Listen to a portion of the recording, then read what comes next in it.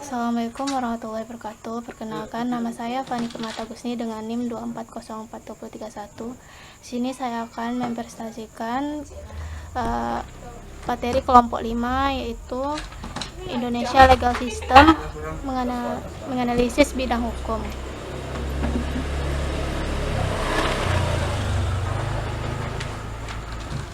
Latar belakang fenomena yang terjadi dalam penegakan hukum di Indonesia saat ini masih bercorak keadilan. Semakin hari semakin banyak yang menjauh. Bangsa Indonesia saat ini sedang mengalami berbagai krisis, salah satunya adalah krisis penegakan hukum. Namun hakikat dan esensi hukum adalah keadilan, yaitu keadilan bagi banyak orang. Bentuk krisis hukum lainnya adalah hukum jual beli, hukum perdagang, dan hukum berbisnis. Perumusan masalah. 1.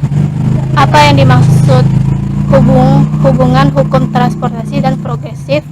2. Apa arti keadilan bagi kesejahteraan rakyat? 3. Nyatakan pihak yang berwenang menegakkan keadilan. Tujuan penulisan. 1. Formulasi 1. Memahami penegak hukum di era reformasi.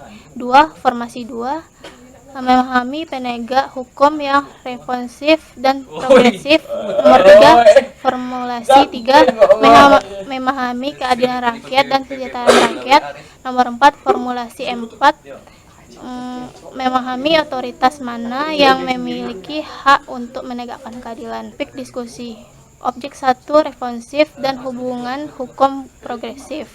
Objek 2. Berbicara tentang keadilan yang meningkatkan kesejahteraan rakyat.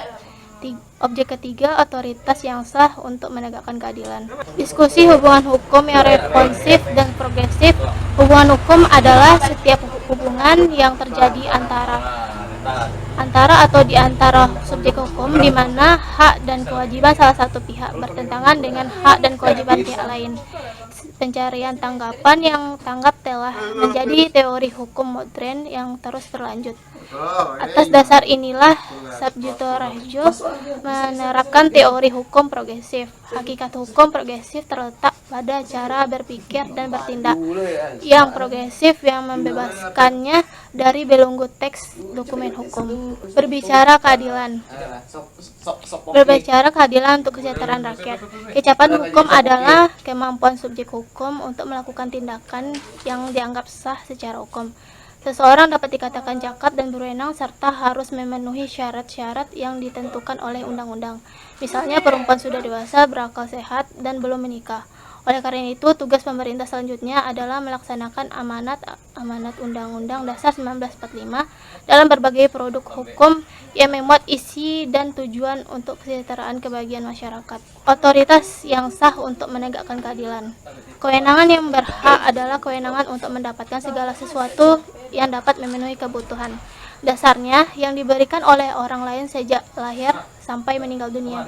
Tanggung jawab penegakan hukum di Indonesia adalah Kepolisian Negara Republik Indonesia mempunyai tugas dan tanggung jawab memelihara keamanan dan ketertiban masyarakat.